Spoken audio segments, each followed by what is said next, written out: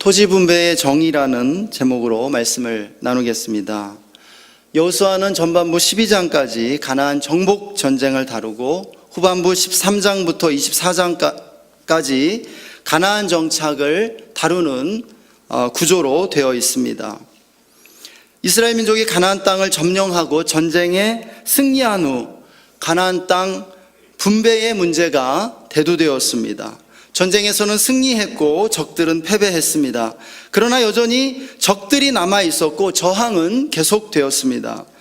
국가적 단위의 전쟁은 끝났지만 지파적 단위로 전투는 계속되어야 했습니다. 총력전은 끝났습니다. 이제 각계 전투로 나아가야 한다는 것입니다. 이제 가나안 땅을 지파별로 분배함으로 정복 전쟁의 승리를 확정하는 과제가 남았습니다. 가나안 정복 전쟁의 전후 처리는 각 지파에게 땅을 분배해 줌으로써 마무리가 되는 것입니다. 정복 전쟁에서 땅 분배의 문제로 옮겨가고 있는 여호수아서의 모습은 오늘날 한국 사회가 직면하고 있는 역사적 이행 과정과 매우 닮아 있습니다. 우리나라는 지금까지 분배보다 성장을 앞세워 왔었습니다. 분배보다 중요한 것이 먹고 사는 문제를 해결하는 것이었기 때문에 성장을 앞세우고 성장에 치중했던 것입니다. 그리고 세계에서 유례를 찾아보기 어려울 정도로 엄청난 성공을 거둔 것이 사실입니다. 마치 가나안 정복 전쟁에서 눈부신 승리를 거둔 것과 같습니다. 이와 같은 상황에서 이제 사람들은 분배에 관심을 갖고 있습니다. 이제 성장의 혜택을 골고루 나누어 달라는 것입니다. 그런데 이 문제가 이념적으로 보수와 진보로 나뉘어 싸우면서 답보 상태에 있는 것을 보게 됩니다. 그러나 땅 분배의 문제를 해결하지 않고는 진정한 승리를 축하할 수 없었던 여호수아서와 같이 오늘날 우리도 이 문제를 해결해내지 않으면 안 되는 상태입니다.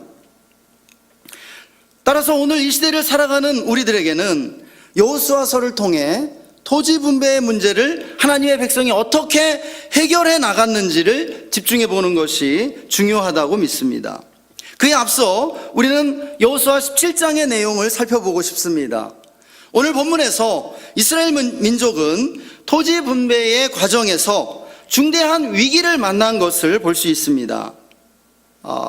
오늘 17장 14절부터 그 마지막 절까지 그 부분을 보게 되면 이스라엘 12지파 중에 하나였던 에브라임 지파가 땅을 더 요구하고 나선 것을 보게 됩니다. 이 문제를 어떻게 해결하느냐가 앞으로 토지 분배에 있어 중대한 영향을 끼치게 되어 있었습니다. 이스라엘 12지파가 12개의 소그룹으로 쪼개어질 것인가 아니면 하나의 통합된 국가로 발전해 갈 수 있을 것인가 하는 갈림길에 서 있다라고 하는 것입니다. 왜 그런지 이유를 설명해 보겠습니다. 우리가 여호수아서를 보면 요단 서편 땅의 분배는 유다 지파와 에브라임 지파가 선두에 서서 가장 먼저 분배를 받게 됩니다. 오늘 17장은 므낫세 지파와 에브라임 지파가 같이 지금 나오고 있습니다. 그 앞에는 이제 유다 지파가 땅을 분배 받았고요.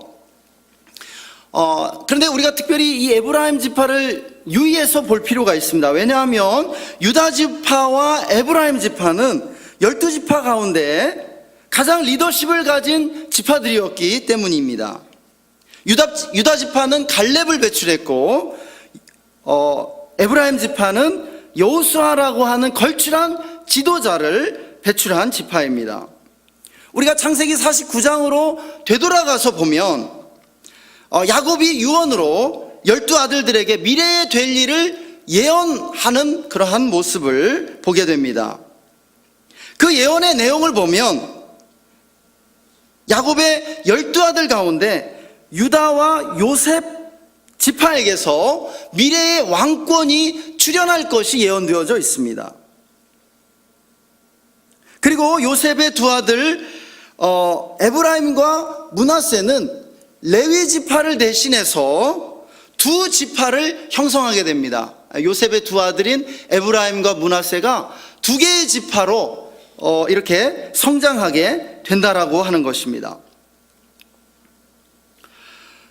특별히 요셉은 허물이 있었던 그 루벤을 대신해 장자권을 받게 됩니다. 루벤이 원래 장자였었는데 아버지의 첩이었던 빌하와 이렇게 통간함으로 인해서 이제 장자의 지위를 잃게 되죠. 그 장자권이 요셉에게 가게 됩니다. 그리고 그 요셉의 두 아들 에브라임과 므낫세 가운데 할아버지였던 야곱이 차자였던 둘째 아들이었던 에브라임을 더 축복해 주게 됩니다. 그래서 이 에브라임이 바로 이스라엘 12지파 가운데 장자로 인정을 받게 되었다라는 것이죠. 따라서 에브라임 지파에게는 장자 지파라고 하는 우월 의식이 있었고, 이러한 지파적 우월주의가 이스라엘 역사 내내 문제가 되었습니다. 이스라엘 역사에는 유다 지파와 에브라임 지파의 경쟁이 계속되었습니다. 결국 유다 지파 출신의 다윗과 솔로몬의 통일왕국은 이제 솔로몬 사후에 에브라임 지파를 중심으로 한 10지파의 반란으로 남유다와 북이스라엘로 분열하게 됩니다. 가나안 정복 전쟁 후에도 토지 분배에 있어서 유다 지파와 에브라임 지파는 맨 앞에서 먼저 분배받게 됩니다. 그런데 에브라임 지파가 땅 분배에 대해 이의를 제기하고 문제를 일으키고 있는 것입니다. 에브라임과 므낫세는 두 지파이므로 보다 더 많은 땅을 분배받아야 마땅하다는 것입니다. 에브라임의 이 같은 주장은 세 가지 점에서 문제가 되었습니다. 첫째, 에브라임 지파가 지도자로서 땅 분배 초기에 더 많은 권리를 요구하였다는 것입니다. 에브라임 지파는 지도자입니다. 에브라임 지파는 이스라엘 12지파 중에 선도적 지파입니다. 지도자는 본을 보여야 함에도 자신들의 사익을 추구하는 그러한 모습은 12지파로 이루어진 이스라엘 민족의 분파적 이기주의를 부추기게 되어 있었습니다. 둘째로 에브라임 지파는 가진 자로서 더 많이 소유하기를 원했다는 것입니다. 이미 가졌어요. 이미 충분히 가졌습니다. 가장 먼저 땅을 분배받았음에도 불구하고 오히려 더 많은 땅을 요구한 것은 탐욕이라는 것입니다. 아직 분배받지 못한 다른 지파들에 대한 배려가 부족한 것을 우리는 알 수 있습니다. 셋째로 장자 지파임에도 책임보다 권리 행사를 앞세웠다는 것입니다. 사회 지도층이 권리 행사보다 책임과 의무를 앞세우는 것이 이른바 노블리스 오블리제, 노블리스 오블리제, 즉 지도층의 미덕이라는 것입니다. 지도층이 책임과 의무보다 권리 행사를 앞세우게 되면 어떻게 됩니까? 사회는 어두워지고 혼란스러워질 수밖에 없습니다. 그러면 당연히 사람들이 불행해지게 되는 것입니다. 이러한 에브라임 지파의 요구에 어떻게 대처하는가가 향후 가나안 땅 분배 문제의 성패는 물론이고 이스라엘 민족의 발전과 퇴보를 결정하게 되었습니다. 그러나 역시 여호수아는 진정한 지도자였습니다. 지도자로서 여호수아는 이기는 싸움을 하는 지도자였고 어떻게 이길 수 있는지 아는 지도자였음에 분명합니다. 여호수아는 분명한 비전과 철학을 가지고 문제를 해결했습니다. 여호수아의 문제 해결에 나타난 통치 철학을 요약하면 역시 세 가지입니다. 첫째, 여호수아는 분배의 문제 앞에서 지도층의 양보와 희생을 요구합니다. 에브라임 지파가 이미 충분히 가졌으니 이미 가진 것에 만족하고 아직 땅을 분배받지 못한 지파들에게 양보하라는 것입니다. 둘째로 여호수아는 지도층에게 도전과 개척 정신을 요구합니다. 에브라임 지파에게 부족한 부분은 미점령지를 점령하고 미 개척지를 개척함으로 해결하라는 것입니다. 에브라임 지파가 항변했죠. 미 점령지들이 너무 강하다. 미 개척지들이 너무 강고해서 우리가 점령하기 힘들다. 그들은 현실에 안주하기를 원했습니다. 그들은 편한 길을 선택하기를 원했습니다. 그러나 여호수아가 그들에게 요구했던 것은 좁은 길, 어렵고 힘든 그러한 선택들을 요구한 것을 보게 되는 것입니다.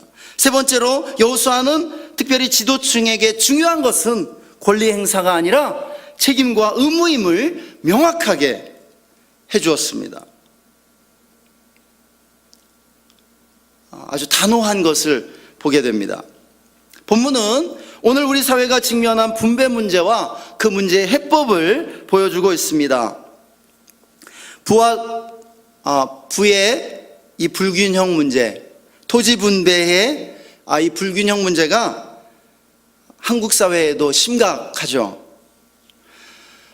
1789년 프랑스 혁명의 원인이 되었던 것을 역사는 앙시앙 레짐이라고 명명합니다. 구체제의 모순이라는 뜻입니다. 피해 혁명을 불러왔던 구체제의 모순은 2%의 특권층이 전 국토의 30% 이상의 땅을 차지하며 모든 특권을 누렸던 당시 상황을 가리킵니다. 여러분, 이러한 앙시앙 레짐이 오늘 우리 사회에 없다고 누가 단언할 수 있겠습니까? 지난 세기 유럽에서 일어났던 1차 세계대전의 이유가 극심한 부의 불평등 때문이었다는 것은 자타가 공인하는 사실입니다. 이러한 일이 이 시대 우리나라에서도 반복되고 있다면 시정되어야 합니다. 여러분, 부의 불평등한 분배는 언제나 사회 불안을 조장하고 혼란을 불러들이게 되어 있는 것입니다. 최근에 하나님 위에 건물주라는 신조어가 생겨났습니다. 최근 경제 여건이 많이 어려워지면서 550만에 이르는 자영업자들이 많은 어려움을 겪고 있습니다. 그 중에서도 그들을 가장 힘들어하는 것이 바로 이 건물 임대료라는 것입니다. 요즘에 남문시장과 화서시장을 신방해 보면 시장에서 장사를 하시는 분들로부터 사람들의 그림자도 볼 수 없을 정도로 경기가 어렵다는 말을 듣습니다. 그냥 어쩔 수 없어서 견디고 있다고 표현합니다. 그럼에도 떨어지지 않고 날로 올라가는 것이 임대료입니다. 자영업자들이 열심히 일하고 장사해서 번 돈을 고스란히 건물 주인에게 바치는 그러한 형국이 되었습니다. 남문에서 그릇 도매 상가 하시던 어느 성도님이 최근에 그 건물을 뺐습니다. 월 1,000만 원에 이르는 임대료가 너무 부담이 되었던 것 같아요. 여러분, 수원에도 임대료 1,000만 원을 내는 그런 곳이 있습니다. 그릇 하나를 팔아서 얼마를 남기겠습니까? 그런데 임대료는 1,000만 원이고 결코 깎아주지 않습니다. 제 막내 여동생이 판교에서 동물병원을 운영하고 있습니다. 병원이 꽤 잘 됩니다. 수술 전문 병원이기 때문에 전국에서 손님들이 몰려오는데, 문제는 건물 임대료가 매월 1,000만 원을 넘어간다는 것이죠. 정확하게 알려주지 않기 때문에 모르겠지만 굉장히 많은 것 같아요. 1,000만 원은 넘습니다. 개업한 지 4년이 돼서 어느 정도 돈을 모았을 법한데 그렇지가 않습니다. 벌어서 다 건물 주인 갖다 주었기 때문입니다. 현대판 노예제도가 아닐 수 없습니다. 우리는 국가의 존재 이유가 무엇인지 생각해 보아야 합니다. 여러분, 국가의 제일 존재 이유는 정치나 안보가 아닙니다. 국민들로 하여금 일상생활을 가능케 해주는 것입니다. 친구를 만나고 가족과 식탁에 둘러앉아 식사를 하고 안전하게 휴가를 다녀올 수 있도록 해주는 것이 국가의 제일 존재 이유라는 것입니다. 국민들로 하여금 일상의 삶을 살게 해주지 못한다면 그것은 국가로서 제대로 기능을 발휘하지 못하고 있다는 얘기입니다. 국가는 먼저 서민들을 잘 살게 해주어야 합니다. 그럼에도 이와 같은 상황을 방치하고 있다면 심각한 문제입니다. 국가는 제일 먼저 국민이 있어야 존재할 수 있고, 국가의 근간은 근면하고 성실하게 일하면서 삶을 가꾸고 있는 서민들이 국가의 근간입니다. 영세 자영업자들, 상공인들이 그들입니다. 지도자는 누가 공동체 가운데 소외되고 있는지를 보아야 합니다. 소외되고 있는 이들. 지금 우리나라는 혼란을 극복하고 국가의 통합과 미래를 향해 나아가야 할 때입니다. 바로 이와 같은 때에 필요한 것이 여호수아와 같은 지도력인 줄 믿습니다. 여호수아는 에브라임 지파의 수장이었습니다. 그럼에도 불구하고 에브라임 지파의 요구를 거절할 뿐 아니라 그들을 설득해냈습니다. 우리에게 이러한 지도자가 필요합니다. 지도층 출신이면서도 지도층을 설득해내고 지도층의 양보와 희생을 이끌어낼 수 있는 지도자입니다. 올 5월 대선이 그런 지도자를 선출하는 대선이 될 수 있기를 소망합니다. 또한 여호수아와 같은 역할을 해야 할 그러한 존재가 있습니다. 바로 교회입니다. 한국 교회가 여호수아와 같은 영향력을 발휘해야 할 줄 믿습니다. 역사 이래로 사회 정의에 무관심했던 교회는 다 쇠퇴했습니다. 다 버림받았습니다. 사람들로부터 버림받았고 하나님께도 버림받았습니다. 지난 수십 년 동안 가톨릭이 성장했습니다. 한국 가톨릭의 성장은 사회 정의에 대한 관심과 헌신을 국민들이 인정하고 신뢰한 데서 찾을 수 있습니다. 10년 전 돌아가신 고 김수환 추기경에 대한 국민적 존경도 그분의 사회 정의에 대한 공헌 때문이었다고 우리는 말할 수 있습니다. 우리는 오늘날 한국교회에 대한 국민들의 비판의식이 왜 이토록 커졌는지 반성해야 합니다. 그것은 한국교회가 사회적 상식과 윤리적 기준에 미치지 못했고 영혼구원에 관심이 많았던 반면에 사회정의에는 상대적으로 무관심했기 때문입니다. 사회적으로 소외된 이들에 대한 그러한 관심이 부족하지 않았는가 하는 것입니다. 이제 교회는 사회의 정의를 말할 수 있어야 하고 사회적 약자의 편에 서야 할 줄 믿습니다. 함께 기도하겠습니다.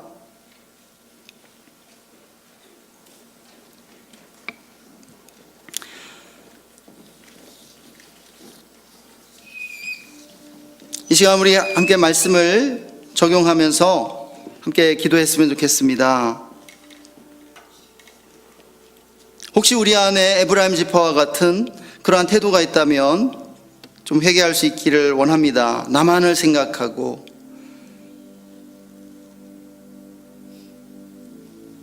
소외된 자들을 배려하기보다 나의 이익만을 더 추구하고자 했던 모습이 있다면 회개하면서 또 이 시간 우리 나라를 위해서 기도하기를 원합니다. 우리나라 가운데 이 분배의 정의가 보다 더 실현될 수 있도록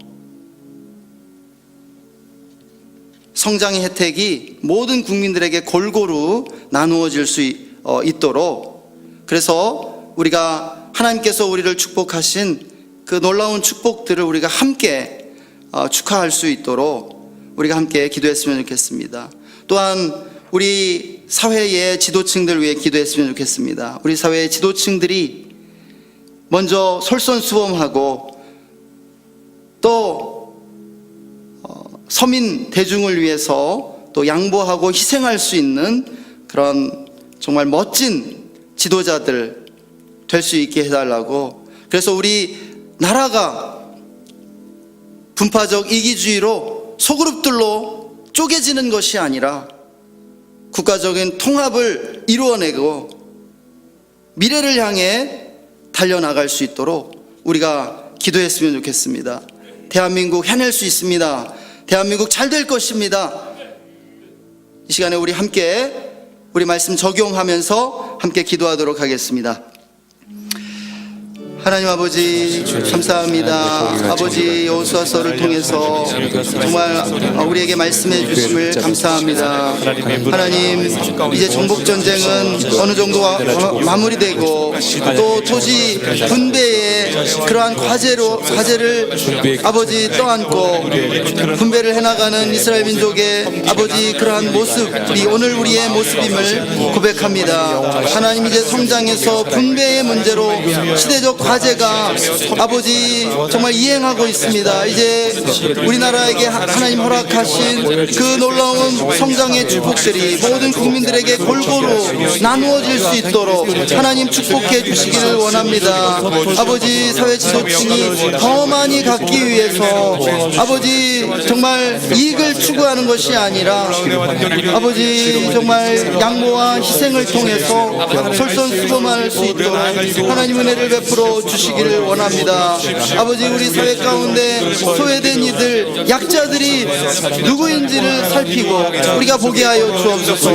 또한 우리 교회 가운데 또 소외된 이들이 누구인지 우리가 늘 민감하게 깨어서 살펴볼 수 있도록 하나님 은혜를 베풀어 주시기를 간절히 간구합니다. 예, 주님의 성령님 임하여 주옵소서. 오 주님, 아버지 주의 긍휼을 구하며 아버지 우리나라의 주의 은혜를 부어주시기를 간절히 간구합니다. 예, 주님, 부익부 빈익부의 현상이 해결되게 하여 주시고 부의 편중 현상이 주여 완화될 수 있도록 은혜를 베풀어 주시기를 간절히 간구합니다. 아버지, 모든 사람들이 잘 살고 모든 사람들이 하나님의 축복을 누리는 대한민국이 될 수 있도록 아버지 축복하여 주시옵소서. 우리 계속해서 기도할 때 우리 교회와 담임 목사님 위해서 함께 기도하기를 원합니다. 담임 목사님 또 미주 3주간의 일정 가운데 계십니다. 담임 목사님의 건강 속히 회복될 수 있도록 우리 함께 기도해 주시면 감사하겠습니다. 또 교회를 위해서 교회가 계속해서 정말 그 영적인 각성과 부흥으로 나아갈 수 있도록 영적인 그 분위기들이 쇄신되고 새로워질 수 있도록 우리가 기도하기를 원합니다. 사순절 기간 정말 경건을 훈련하며 주님께 더 가까이 나아갈 수 있기를 위해서 또 기도하기를 원합니다. 또 광교에 건축 중인 중앙예담학교 또 건축을 위해서 또 필요한 재원 마련 순적하게 이루어질 수 있도록 또 우리 모든 성도님들이 마음을 모으고 하나 되고 연합할 수 있도록 이 시간 우리 주여 일창하고 함께 기도하시겠습니다. 주여. 아버지, 우리를 중앙교회로 불러주심을 감사합니다. 아버지, 우리가 정말 교회로 부름받은 하나님의 백성임을 고백합니다. 우리는 하나님의 백성입니다. 하나님의 백성으로서 교회를 이루어 아버지 사단의 권세를 깨뜨리고 이 세상 가운데 하나님의 나라를 주여 이루어갈 수 있도록 하나님 축복해 주시기를 원합니다. 주님, 미국에 3주간의 일정으로 들어가신 담임 목사님 건강 지켜주시고 건강이 속히 회복될 수 있도록 은혜를 부어주시기를 간절히 간구합니다. 하나님, 또한 우리 아버지 담임 목사님에게 성령을 충만케 하여 주셔서 영간에 강건케 하여 주옵소서. 또한 아버지 주님께를 축복해 주셔서 날마다 영적으로 새로워지며 아버지 영적인 각성과 부흥 가운데 들어갈 수 있도록 은혜를 베풀어 주시기 원합니다. 영적인 분위기들이 쇄신되고 새로워질 수 있도록 말씀과 기도에 창념하는 아버지 우리 중앙교회가 될 수 있도록 은혜를 부어 주옵소서. 우리 중앙교회를 거룩하게 하여 주옵소서. 성령으로 충만케 하여 주옵소서. 예수 그리스도의 보혈로 덮어 주시기를 간절히 간구합니다. 하나님, 중앙예담학교 건축 가운데 하나님의 은혜를 베풀어 주시고 건축의 그 모든 과정이 순적하게 이루어질 수 있도록 축복해 주시고 아버지 건축에 필요한 그 모든 재원이 아버지 형통함으로 발견될 수 있도록 아버지 형통케 하여 주시기를 간절히 간구합니다. 주님, 은혜를 부어주옵소서. 다음 세대를 세우게 하여 주시고 아버지 다음 세대를 예수 그리스도의 세대로, 예수 혁명의 세대로 일으킬 수 있도록 아버지 우리 교회에 성령의 기름 부음을 임하게 하여 주시옵소서. 우리를 새롭게 하여 주시기 원합니다. 우리 장로님들을 아버지 성령 충만케 하여 주옵소서. 우리 권사님들을 성령 충만케 하여 주옵소서. 우리 집사님들을 성령 충만케 하여 주옵소서. 기도의 자리마다, 예배의 자리마다 차고 넘치게 하여 주시옵소서. 예배의 중심의 삶, 신앙 제일주의, 하나님 제일주의로 나아가게 하여 주시기를 간절히 간구합니다. 하나님, 오늘도 우리의 삶 속에 은혜를 부어주시고 십자가의 은혜를 묵상하며 이 사순절 기간 경건을 훈련하고 주님께 날마다 더 가까이 나아갈 수 있도록 주여 축복하여 주시옵소서.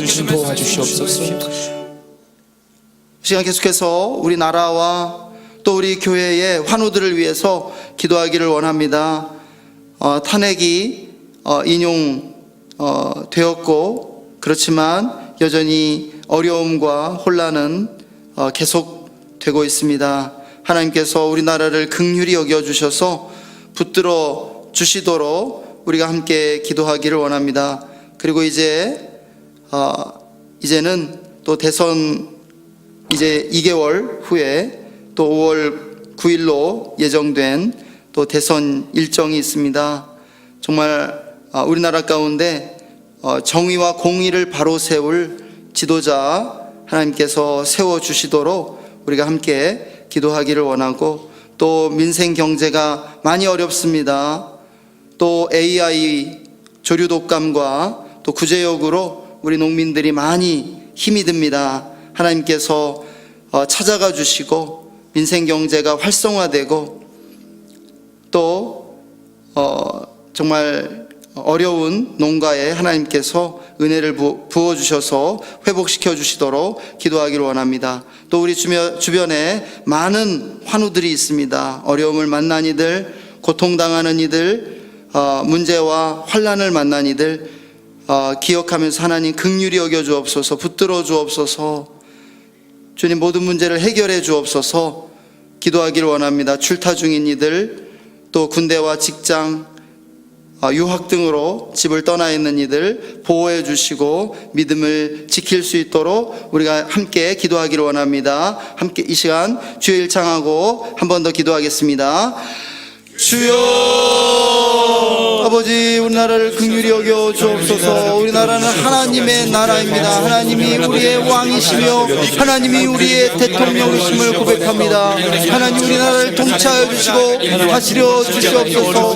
우리나라의 성령을 덮어주시고 성령으로 덮어주셔서 아버지 모든 이들이 죄악을 회개하고 주님께로 돌아오며 한국교회가 아버지 깨어서 아버지 이 시대의 새로운 부흥과 성장을 아버지 경험할 수 있도록 아버지 은혜를 부어주시기를 간절히 간구합니다. 아버지 이 시대의 목회자들을 깨워주옵소서. 거룩하게 하여 주옵소서. 성결하게 하여 주옵소서. 이 시대의 교회를 거룩하게 하여 주시고 아버지 새롭게 하여 주시기를 원합니다.